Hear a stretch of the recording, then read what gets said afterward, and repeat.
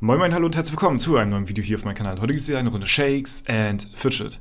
Heute mal ein bisschen ein anderes Video, denn ich wollte euch mal dran teilhaben an meinen geistigen Ergüssen, die ich so ab und zu mal von mir lasse. Ja, und ich fand das so cool, ich musste da euch unbedingt dran teilhaben lassen.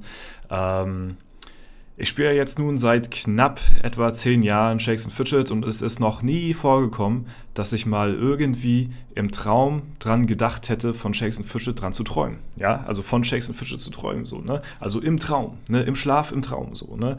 Weil normalerweise ist es ja so, dass man viele Sachen, die tagsüber so passieren, man oftmals im Schlaf die Nacht so verarbeitet und dann passiert das vielleicht nochmal oder in abgewandelter Form oder vielleicht irgendwann später, ne, dass einem das wieder einfällt und man verarbeitet das irgendwie alles, so die Geschehnisse vom Tag. Ne? Und bei mir ist es so, es kommt nicht sehr häufig vor, dass ich träume, aber wenn ich mal träume, dann ist es manchmal wirklich so detailliert, dass ich mich an jedes kleinste Detail wirklich erinnern kann. So.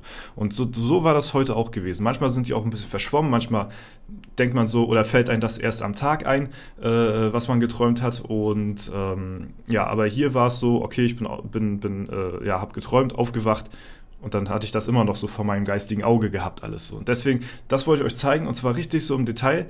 Und ja, es ist halt über Shakes and Fidget eine Idee, ich habe quasi von einem neuen Update geträumt, quasi, ne? Und im Prinzip kann man das so, wie ich das geträumt habe, tatsächlich auch in richtig geiler Form umsetzen. Also es ist nicht undenkbar, dass das mal in Zukunft so in Shakes and Fidget passieren könnte. Und das hat mich dann so gehypt irgendwie, das fand ich so geil. Und ja, da muss ich euch unbedingt dran teilhaben lassen. Und ja, ich würde mal sagen, ich fange mal an. Ne? Und zwar kennt ihr ja vielleicht noch das Projekt, was leider gescheitert ist von Shakes and Fidget Adventure. Das sollte mal ein Point-and-Click-Adventure werden, was ja so ähnlich wie, ich fallen jetzt keine anderen Spiele gerade ein, wie heißt es? Monkey's Island war, glaube ich, damals auch so ein Point-and-Click-Adventure. Und ich glaube, es gibt sogar auch ein paar Anspielungen hier. Ne? Also sowas, wo man sich halt von, wie man quasi so ein Buch Seite für Seite durchblättert, so klickt man sich quasi in einem Point-and-Click-Adventure durch. Shakes and Fidget ist nichts anderes. Da machst du auch nur Point-and-Click. Du bist nicht aktiv wie in einem Ego-Shooter irgendwo dabei und aimst hier links und rechts ab, ja, und verteilst hier den 360-Headshot No-Scope. Und das ist quasi auch Shakes and Fidget, deswegen war dieses Point-and-Click-Adventure prädestiniert dafür. Leider ist das Ganze gescheitert, da die nötigen Spenden über Kickstarter nicht zusammengekommen sind, ja, und das ganze Projekt musste leider eingestellt werden, was ich bis heute bedauere, weil es hätte uns so viel Content liefern können und wäre auch bestimmt zumindest in der Shakes and Fidget Community eingeschlagen, aber klar, sowas muss natürlich auch überdimensional irgendwie performen und nicht nur in der Core-Community selbst. So, ne? Auf jeden Fall, ich hatte geträumt, dass das quasi so eine Art Point-and-Click-Update wird. Ne? Und zwar starten wir quasi hier so ich habe das Ganze auch nochmal in Paint aufgezeichnet, genau wie ich es im Traum gesehen habe. Leider kann ich das Ganze nicht, ich habe leider nicht die Möglichkeiten dazu, das wirklich so umzusetzen, wie ich es detailliert gesehen habe. Ich musste es leider mit Strichmännchen, denn alles so einigermaßen deichseln. Ja. Auf jeden Fall, ich hatte hier ein paar Bilder rausgesucht aus dem Internet. Und zwar hatte ich gerade so geträumt, neuestes Update von Shakes and Fidget ist draußen, musste nach Hause direkt Video aufnehmen und dann habe ich mich quasi an das Video gesetzt, so wie ich mich jetzt an dieses Video gesetzt habe, war voll gehypt und wusste von noch nichts und man startet quasi wie so in einem Shakes and Fidget Adventure halt in einem 2D-Bild an sich, ne, aber kann ja, so Fake 3D-mäßig hier so quasi durchwandern. Also wenn jetzt dieser Weg hier zum Beispiel eingezeichnet wäre, dann kann man diesen Weg auch lang gehen, indem man dann eine Pfeiltaste hätte und dann könnte man quasi zum nächsten Objekt kommen. Und so war es bei mir auch gewesen. Hier hinten war dann so eine Festung, oder so ein Eingang irgendwie zu einem Gebäude. Ja, hier ist ja oben auch die Festung, ne? So by the way. Und da konnte man dann quasi reingehen in nächste Ebenen. Das zeige ich euch aber gleich mal in Paint. Das war auf jeden Fall so dieser Startbildschirm. Ne? Und dann konntest du quasi selbst manuell auf diesen Weg so eine Pfeiltaste in die Richtung lang klicken und dann kommst du quasi zum nächsten Bild, was ja, zur nächsten Ebene, was wieder komplett gezeichnet ist, so, ne, wie halt wirklich ein Point-and-Click-Adventure. Du klickst dich von Kapitel zu Kapitel durch und kannst auf jedem Kapitel kannst du irgendwas auswählen und da ist irgendein ja, Update, was du machen kannst. So, ne? Hier hatte ich mal aus meinem Comic, der hinter mir steht, den sieht man gar nicht, ich habe auch einen Shakes & Fidget Comic bei mir zu Hause zu stehen, habe ich das so mal abfotografiert, weil ich das auch so vor dem Kopf hatte. Hier sieht man auch zum Beispiel die Festung im Hintergrund, die auch begehbar ist. Die Festung übrigens, hier sieht man das auch nochmal, wenn man hier drauf zoomt. Das Ganze hatte ich ja schon mal in einem anderen Video beleuchtet, worum sich das hier bei Shakes & Fidget handelt und dass das alles Hand und Fuß hat. Hier sieht man nochmal, diese Festung heißt Steinfels. Ja, das ist quasi die Festung, in der wir spielen. Und diese Festung von außen, dieses Gemäuer hier, ist quasi das. Das ist quasi der Inhalt von der Festung. Wenn man jetzt von außen reingeht, sehen wir hier diese Mauern, vor der Shakes & Fidget standen. Und wenn man hier reingeht, dann hat man hier quasi die Taverne in der Mitte, man hat hier den Waffenzauberladen, man hat hier den Markt, die Arena und sowas alles, ne? In der Festung drinne. So. Und das alles hier ist eben quasi Steinfels. Ja, das hatte ich schon mal in einem anderen Video erklärt. Hier sieht man übrigens auch, by the way, diese Kristalle oben, ne, die auch hier stationiert sind, die eventuell zur Verteidigung dienen oder so. Ne? Also jetzt im Comic selbst drinne. Und ja, so sah das in etwa bei mir im Traum auch aus. Wie gesagt, ich zeige euch das Ganze gleich nochmal, wie ich das wirklich vor meinem Auge hatte, so mit Paint halt eben leider nur, weil ich halt eben nicht sehr künstlerisch begabt bin. Und ja, so sah das Ganze aus. Ne? Hier nochmal so ein ähnliches Bild, also das Kapitel bzw. dieses Point-and-Click fängt quasi an, indem man hier Shakes & Fidget vorne hat und man begeht irgendeine Stadt im Hintergrund, wo man quasi draufklicken kann und sich dann von Kapitel zu Kapitel durchklicken kann. So, ne? Das Ganze ist nicht ein komplettes Point-and-Click-Adventure, so wie Shakes & Fidget Adventures werden sollte, wo man eine komplette Story hat, sondern das ist halt schon im Look von Shakes & Fidget, dem Browser-Game, aufgebaut. Dass man quasi, wenn man irgendwo drauf geht, hat man vielleicht so 3 bis 4 Auswahlmöglichkeiten, wo man immer hin und her switchen kann und dort halt eben seine Sachen anfertigen kann oder ja, was weiß ich, halt eben auf Missionen gehen kann oder bestimmte Events auswählen kann, wie auch immer. So, ne? Und mehr ist es dann nicht. Es ist jetzt keine komplette Story, sondern halt nur ein paar einzelne, ja, fürs nächste Update einzelne Bereiche. Ja, hier hat man auch zum Beispiel einen Ausschnitt aus Shakes & Fidget Adventures gesehen und hier haben wir auch diese Pfeiltaste, die ich meine. Ist jetzt hier so gekennzeichnet mit so einer Ente und einem Pfeil und ja, das sollte quasi auch von Shakes & Fidget Adventure, sollte das hier wohl irgendwie ein Abteil werden. Hier unten hat man die Einstellungen, hier oben hat man wohl sein Inventar irgendwie, hier dieser Beutel, ne? Und hier mit dieser Pfeiltaste kannst du dann quasi hier nach rechts klicken, du kannst vielleicht nach links klicken, du kannst hier auf Shakes klicken, der sagt dir dann irgendwas, oder hier auf diesen, ja, Zauberpot hier und kannst hier irgendwelche Sachen rausfinden, so. Das ist ja in normalen Adventures auch, dass du hier alles durchsuchen musst und dann Hinweise finden musst, wie du halt eben weiterkommst, ne? Und halt eben die Story lösen kannst. So, jetzt wird's lustig, ja. Jetzt kommen wir zu meinen gezeichneten Sachen. Huch, oh Gott. Alter, was ist jetzt los hier? So wollte ich das gar nicht aufmachen hier. Warte mal. Ich wollte, jetzt lass mich, sag mal, vorhin hat das geklappt die ganze Zeit. Jetzt spinnt er schon wieder rum hier, oder was? So, warte. Nochmal. Öffnen. Okay. Ja, das ist die falsche Seite. Ihr habt schon gesehen, in welche Richtung das geht. So, sieht das Ganze aus, ja. Also, so habe ich mir das quasi erträumt. Ne? So habe ich mir das erträumen lassen, wie das in meiner Fantasie aussieht. und ich habe es wirklich so vor meinem geistigen Auge gesehen, leider nicht so wiedergeben können, wie ich es halt eben gesehen habe. So wie ich es im Traum gesehen habe, sah es natürlich cool aus. War alles schon designt, alles mit Farbe, alles koloriert, sah richtig geil aus. Das muss man sich jetzt halt einfach dazu denken. Ja?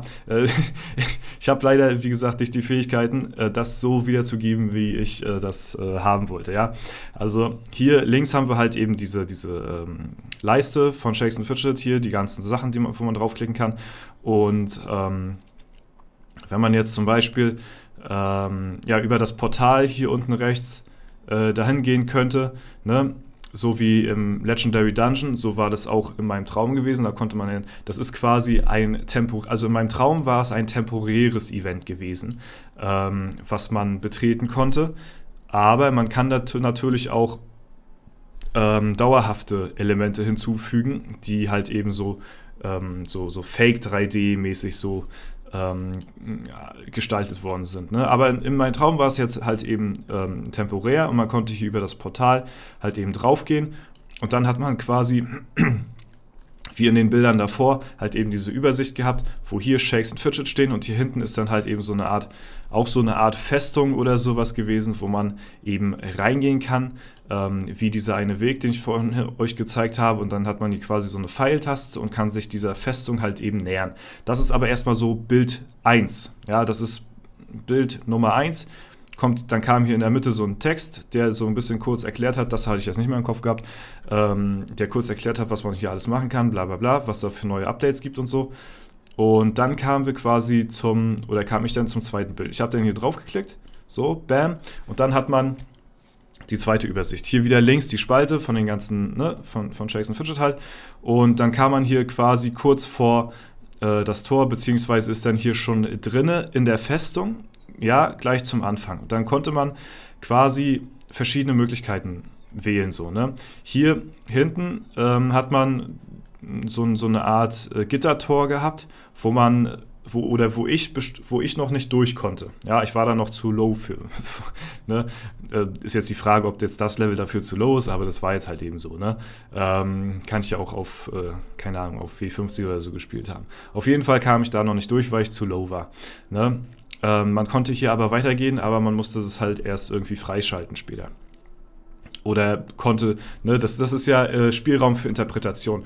Oder man kann natürlich auch im Event selbst das freispielen. Ne? Es gibt ja verschiedene Möglichkeiten. So, ne? Man muss jetzt nicht unbedingt ein Charakterlevel haben, sondern man hat hier ein Event, wo man halt erst bestimmte Aufgaben erledigen muss, beziehungsweise in dem Event Level aufsteigen kann, um halt eben das nächste Tor hier freizuschalten. So, ne? Halt eben so ein bisschen rätselmäßig, Point and Click, klassisch.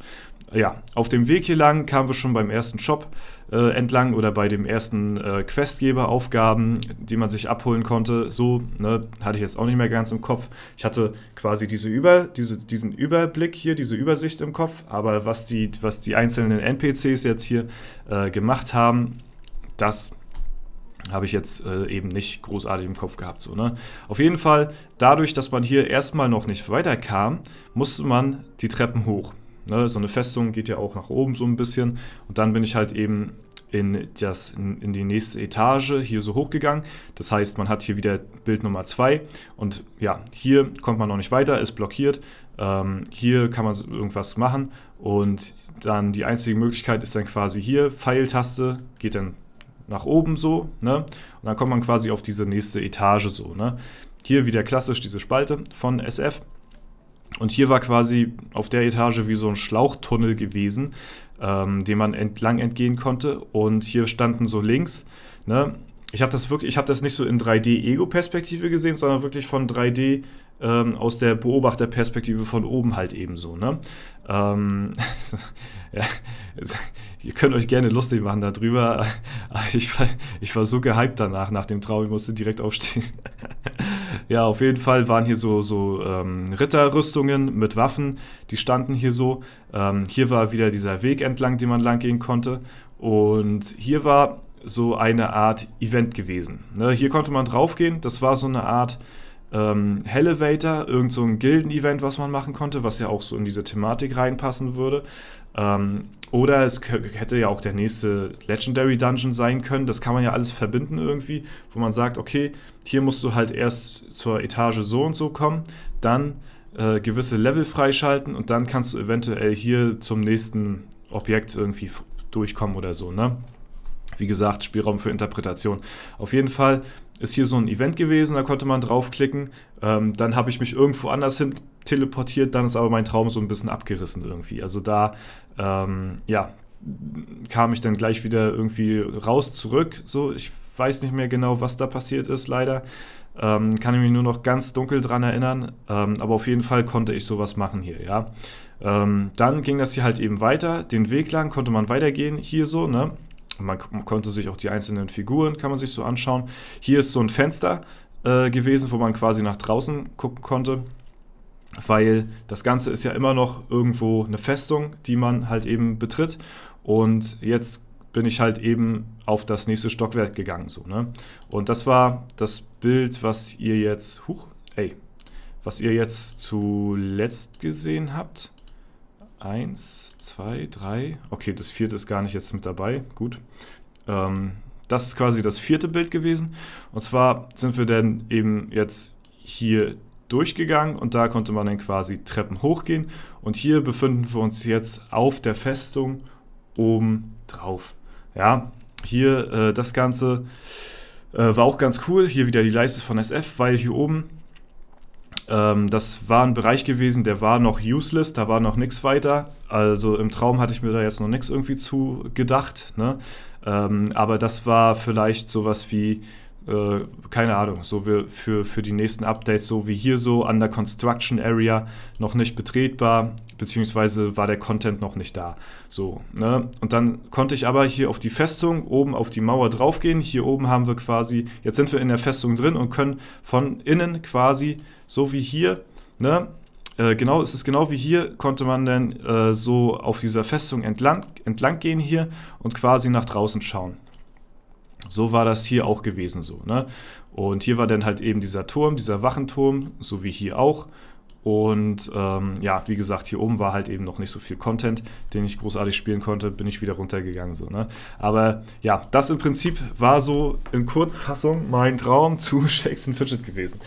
Ich wollte euch daran teilhaben lassen. Eventuell ist es wirklich in der Zukunft eine Möglichkeit, solche Elemente ins Spiel zu bauen, wo man sagen kann, okay, man hat nicht nur wirklich diese Ansicht von oben so, sondern man kann wie im Legendary Dungeon halt eben auch, ne, da ist das ja auch schon so Fake 3D-mäßig möglich, dass man quasi durch Türen gehen kann und man kommt zur nächsten Etage so, ne? Und so ist es halt eben auch, ne, sind ja schon Point-and-Click-Elemente. Und ich finde es halt schade, dass man gesagt hat, okay, wir werfen Shakes & Fidget Adventures komplett über den Haufen und machen da gar nichts mehr in die Richtung.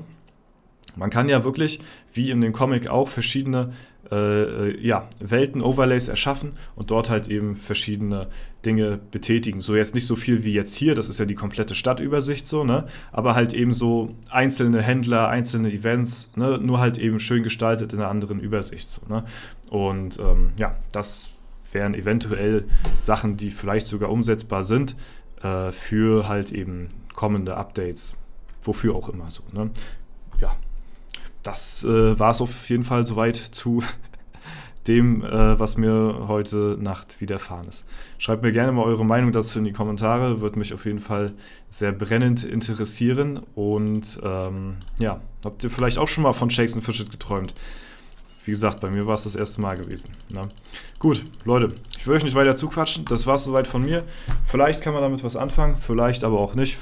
Aber ich wollte es einfach nur mal loswerden. So, ne? Das war's soweit. Ich wünsche euch einen super schönen Tag. Vielen lieben Dank fürs Zuschauen. Haut rein und bis zum nächsten Mal.